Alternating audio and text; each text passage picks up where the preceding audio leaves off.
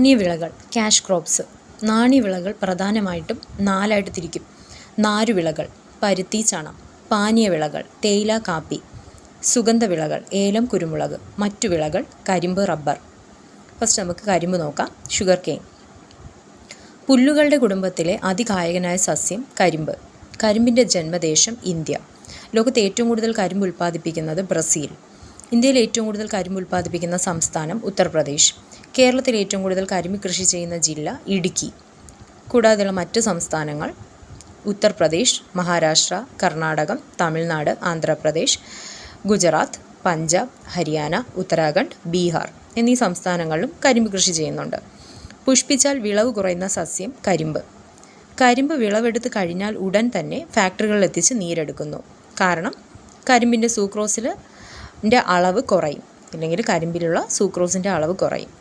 ഉത്തരേന്ത്യൻ സമതല പ്രദേശം, ഡെക്കാൻ പീഠഭൂമി പ്രദേശം എന്നിവയാണ് ഇന്ത്യയിൽ ഏറ്റവും കൂടുതൽ കരിമ്പ് കൃഷി ചെയ്യപ്പെടുന്ന പ്രദേശങ്ങൾ. കരിമ്പ് പിളരുകയും ആൽക്കഹോളിൻ്റെ ഗന്ധം പുറപ്പെടുവിക്കുകയും ചെയ്യുന്ന രോഗമാണ് ചെംചീയൽ. ചെംചീയലിന് കാരണം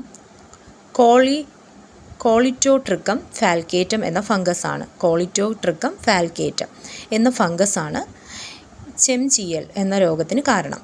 വെള്ളം വാർന്നു പോകുന്ന എക്കൽ മണ്ണാണ് കരിമ്പ് കൃഷിക്ക് അനുയോജ്യം.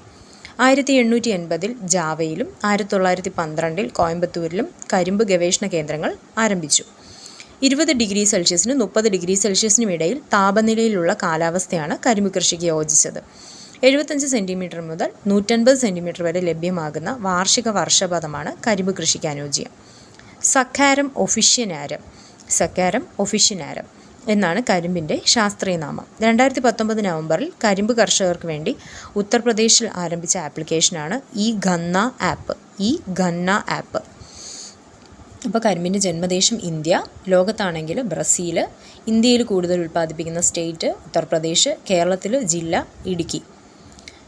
പുഷ്പിച്ചാൽ വിളവ് കുറയുന്ന സസ്യമാണ്. വിളവ് കഴിഞ്ഞാൽ ഉടനെ തന്നെ പെട്ടെന്ന് തന്നെ നീരെടുക്കണം. ഫാക്ടറിയിൽ എത്തിച്ചില്ലെങ്കിൽ അതിലുള്ള ഷുഗറിൻ്റെ ലെവൽ, സൂക്രോസിൻ്റെ ലെവൽ കുറയും. ദെൻ കരിമ്പിലുണ്ടാകുന്ന ഒരു ഫംഗസ് രോഗമാണ് ചെംചീയൽ. കാരണമായിട്ടുള്ള ഫംഗസ് കോളിറ്റോട്രിക്കം ഫാൽക്കേറ്റം.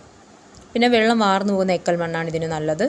20 ഡിഗ്രി സെൽഷ്യസിനും 30 ഡിഗ്രി സെൽഷ്യസിനും ഇടയിൽ താപനിലയുള്ള കാലാവസ്ഥയാണ് കരിമ്പ് കൃഷിക്ക് യോജിച്ചത്. 75 സെൻറ്റിമീറ്റർ മുതൽ 150 സെൻറ്റിമീറ്റർ ലഭ്യമാകുന്ന വാർഷിക വർഷപാതമാണ് അനുയോജ്യം. ശാസ്ത്രീയ നാമം സക്കാരം ഒഫിഷ്യനാരം.